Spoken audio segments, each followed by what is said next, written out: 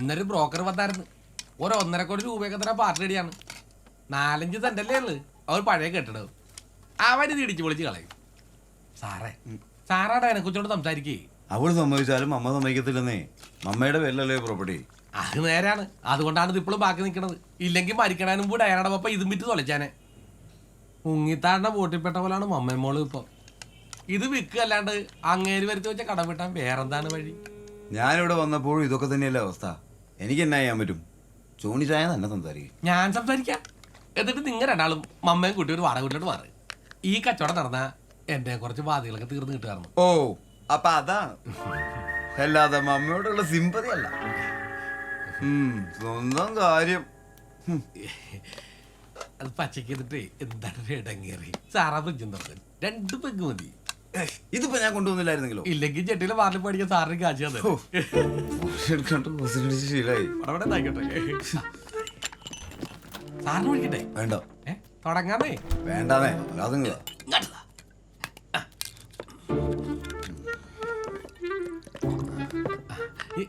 ഇതെന്താണ് സാറേ? എന്നാ ഒന്ന് പരിച്ചു തോന്നോ? ഇതും അടിച്ചേച്ച് ലില്ലിക്കുട്ടീനെ അടിച്ചു തന്നാ അത് ശരി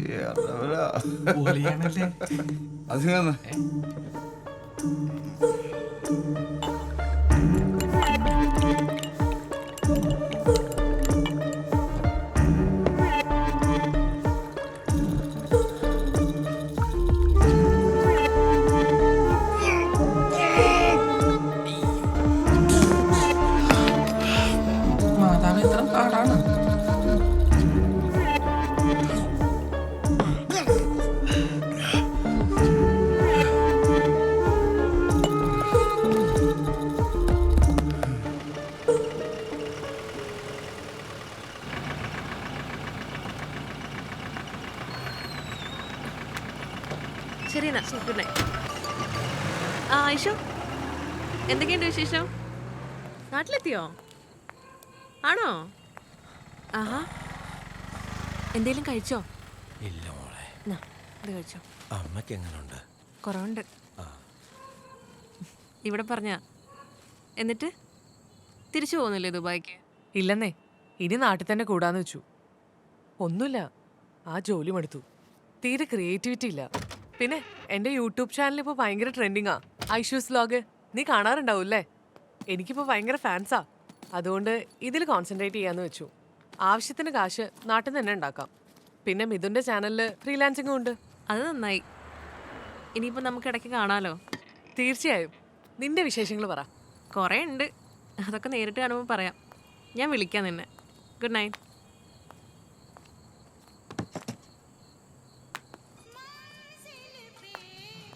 ലേറ്റ് ആയോ? പിന്നല്ലാതെ എന്നാത്തിനാ നക്കാപ്പിച്ച കാശ് നീ പണിക്ക് പോകുന്നത്? വീട്ടിലിരുന്ന പോരെ? ഇത്തരം വർത്താനം വേണ്ട വിവേകെ, ഞാൻ എപ്പോഴും പറയാറുള്ളല്ലേ. ഓ വിട്ട്. ഞാൻ ഫുഡ് കൊടുത്തേച്ചും അമ്മ കഴിച്ചില്ല. നീ വരട്ടെന്ന്. അതെന്താ വിവേക് ഫുഡ് വന്നിട്ട് മമ്മ കഴിക്കാനേ? ഓ, അയാൾ എന്തിനാ ബുദ്ധിമുട്ടിക്കുന്നേ? ജോണച്ചായ ഉണ്ടായിരുന്നു ഇവിടെ. നിനക്കൊരു കുപ്പി ബീർ വാങ്ങിപ്പിച്ചായിരുന്നു. ഒരു മൂടിന് ഒരു ഗ്ലാസ് വേണമെന്ന് അമ്മയോട് ചോദിച്ചു. മമ്മയ്ക്ക് അതങ്ങ് ഇഷ്ടപ്പെട്ടില്ല. മമ്മയുടെ അവസ്ഥ വിവേകിന് അറിഞ്ഞൂടെ? അപ്പോഴാണോ ഇവക തമാശ? മമ്മ ഒന്ന് റിലാക്സ് ആയിക്കോട്ടെ എന്ന് വെച്ചു. വേണ്ട, ഞാനത് അപ്പോഴേ വിട്ട്. ഇത് മമ്മയ്ക്ക് വേണ്ടി ഞാൻ ഉണ്ടാക്കിയതാ, ചിക്കൻ സൂപ്പ്. അതെങ്കിലും കഴിക്കാൻ പറയാം മമ്മയോട്. തരട്ടെ മമ്മ?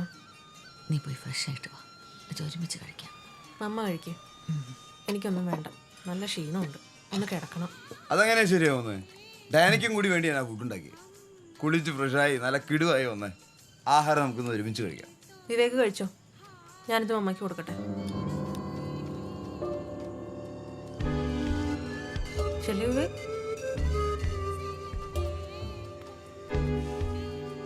സോറി മമ്മ. എനിക്ക് അവളുടെ പ്രസൻസ് ഒട്ടും പിടിക്കുന്നില്ല മോളെ. ഞാൻ എന്ത് ചെയ്യാനാ മമ്മ? എങ്ങനെയാ ഞാൻ അയാളോട് പറയാ? മമ്മയ്ക്ക് എല്ലാം അറിയാവുന്നതല്ലേ. എങ്ങനെയുണ്ടായിരുന്നു നിന്റെ ഷൂട്ടിംഗ്? എന്ത് ഷൂട്ട്?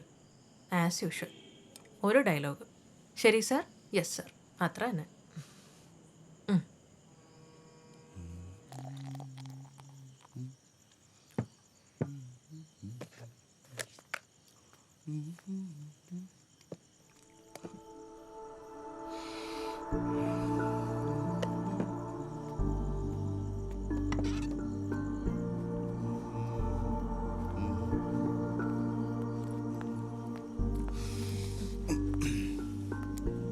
വിളക്കമറിയോ?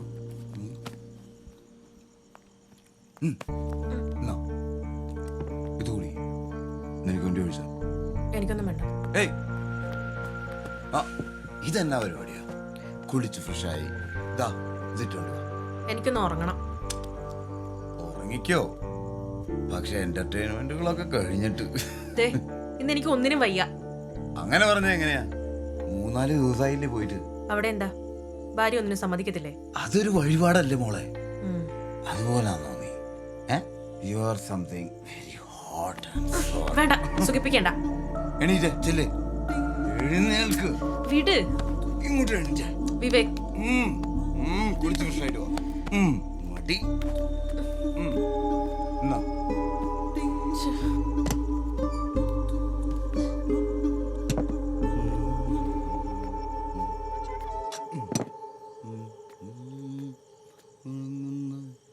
മണമുള്ള തണുപ്പുള്ള രാത്രിയിൽ തനിച്ചിരുന്നുറങ്ങുന്ന ചെറുപ്പക്കാരി പൂമുഖ കിളിവാതിൽ അടയ്ക്കുകില്ല.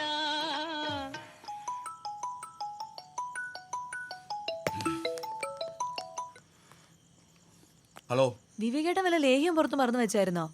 എന്നാ ലേഹ്യം അത്? മോളെടുത്ത് കഴിച്ച അവള് തൂറ്റലോട് തൂറ്റല. പാവത്തിന് ഇന്ന് ടോയ്ലറ്റിൽ നിന്ന് ഇറങ്ങാൻ നേരം കിട്ടിയിട്ടില്ല. അമ്മയ്ക്ക് നല്ല സംശയമുണ്ട് കേട്ടോ. വിവേകേട്ടൻ കഴിക്കുന്ന ലേഹ്യമൊക്കെ എന്നാത്തിനുള്ളതാന്ന് എന്നോട് ചോദിച്ചു. ഛേ, ആകെ നാണക്കേടായി. നീ ഒന്ന് ഫോൺ വെച്ചേ. കൂടുതലാണെങ്കിൽ അവളെ വല്ല ഡോക്ടറെ അടുത്ത് കൊണ്ടുപോകും. രാവിലെ ഞാൻ കഴിച്ചിട്ട് അലമാരയ്ക്കകത്ത് വെച്ചതാണല്ലോ. പിന്നെ ഏതിലേക്ക് എടുത്താണോ കഴിച്ചത്? ഇനി വെക്കാൻ മറന്നാ?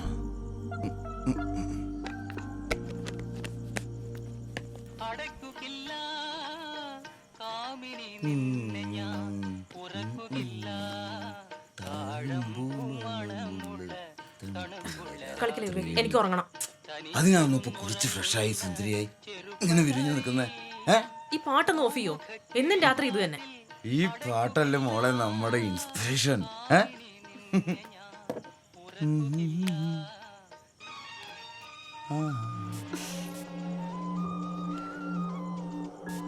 ഓ, ഞാൻ എപ്പോഴും പറയുന്നല്ലേ ഈ സ്മെൽ എനിക്ക് ഇഷ്ടമല്ലാന്ന്. ഈ സ്മെല്ലാണ് എന്റെ ഫേവറേറ്റ് ഐറ്റം. നിനക്കതറിയാലോ?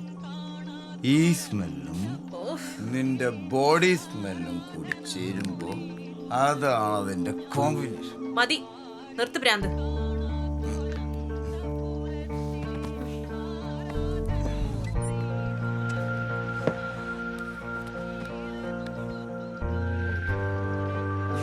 ഓരോ വട്ടം.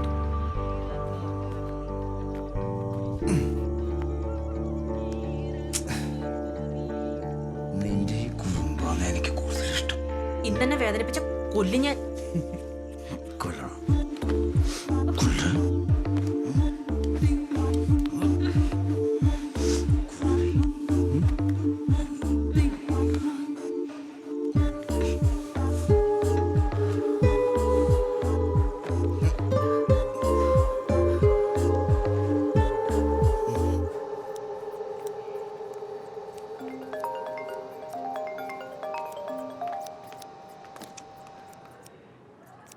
ഹലോ ദിവ്യ, ഞാൻ വിവേകാനന്ദൻ.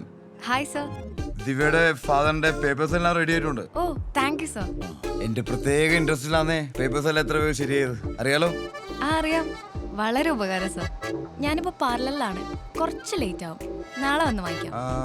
അത് ബൈപ്പാസിലല്ലേ പാർലർ? ഞാൻ എന്തായാലും വഴിക്ക് വരുന്നുണ്ട്. പേപ്പേഴ്സ് എൻ്റെ ഉണ്ടാവും, നമുക്ക് അവിടെ വെച്ച് കാണാം. അതല്ലേ സൗകര്യം? അയ്യോ സാറിന് ബുദ്ധിമുട്ടാവില്ലേ? എന്നാ ബുദ്ധിമുട്ട്? നമുക്ക് കുറച്ച് സംസാരിക്കുകയും ചെയ്യാലോ. ലൊക്കേഷൻ അയച്ചാൽ മതി. Okay sir. ഈ ദിവ്യ ബ്യൂട്ടീഷ്യൻ. ഓ, ദിവ്യ മുരളീധരൻ. ഇരിക്കൂ, വിളിക്കൂ.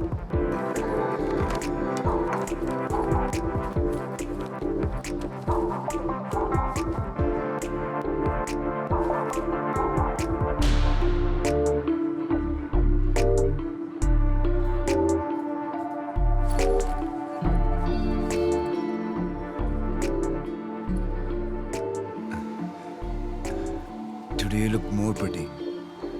Sir paper. ഓ, ഞാൻ മറന്നു. Thank you sir. നമുക്ക് പുറത്തിറങ്ങി ഒരു കോഫി കഴിച്ചാലോ? അയ്യോ സർ, കസ്റ്റമർ ഉണ്ട്. ഞാൻ ഇടയ്ക്ക് വിളിക്കാം. വെറും ഒഫീഷ്യൽ പരിചയം മാത്രമാക്കണ്ട. Sure sir. എന്നാ ഞാൻ ചെല്ലട്ടെ. ആ. ശരി. കൊള്ളാം, ബ്യൂട്ടീഷ്യൻ അല്ലേ? പുതിയ ലേഹ്യം വേണ്ടി